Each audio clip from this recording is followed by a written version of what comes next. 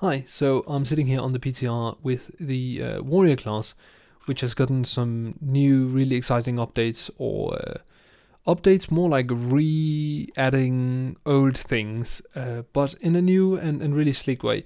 So you gotten some of your tank spells and the ability to use them, but only if you equip a shield instead of the one of your two-handers. And the ones you've gotten are shield block here and shield slam. You've also got an ignore pain. That one doesn't require a shield, so that one is completely fine. You don't need anything specific for that, but these two, one allowing you to generate rage whilst having a shield on, and the other one allowing you to block more in exchange for that rage. Really nice. Or parry, block.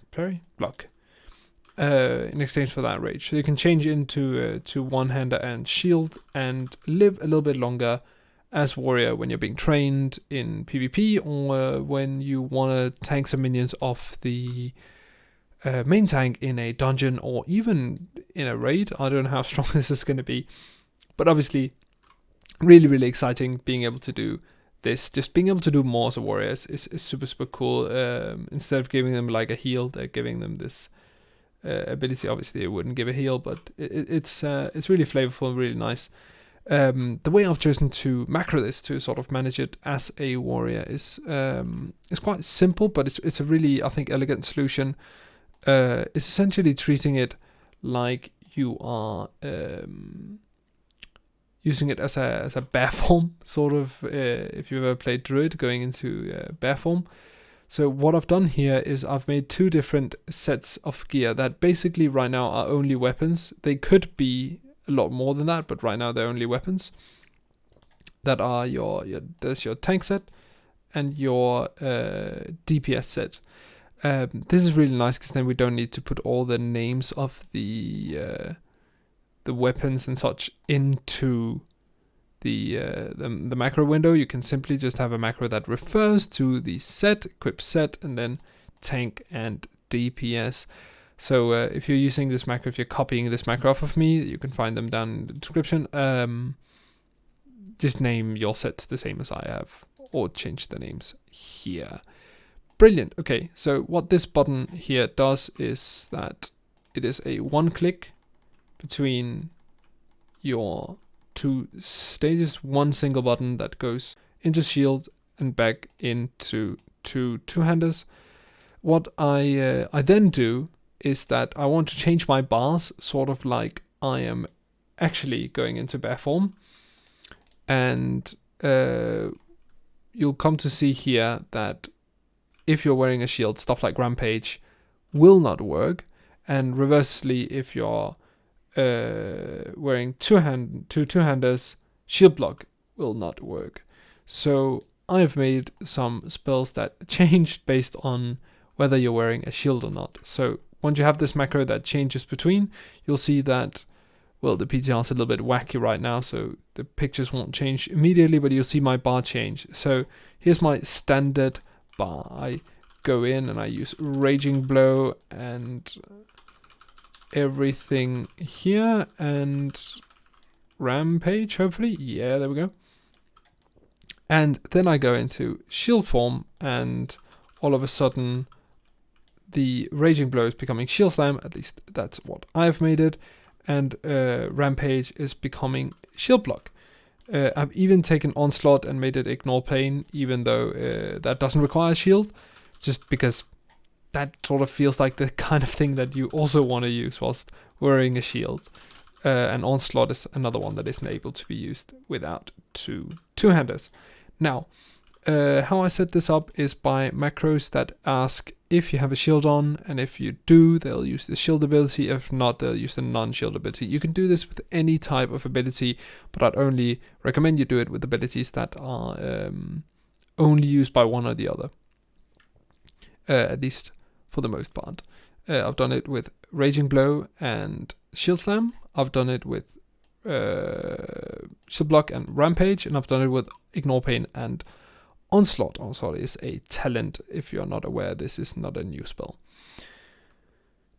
All Right, so that's how I've chosen to manage most of my tanky new prowess as a warrior. But there's another thing that I've also done, which is for this key right here that I have only shield wall on. If you just want a shield wall, if you're like damage is coming, I'm doing damage, but I know like one big hit is coming, you can quickly go into shield wall or use shield wall.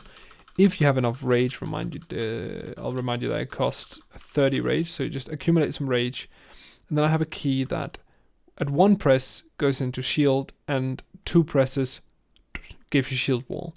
If you are already with a shield on, it's just shield wall. It doesn't change anything. It's just 1 press shield wall, which is really, really nice. There's no reason not to have that, almost, I would say, because it's so clean.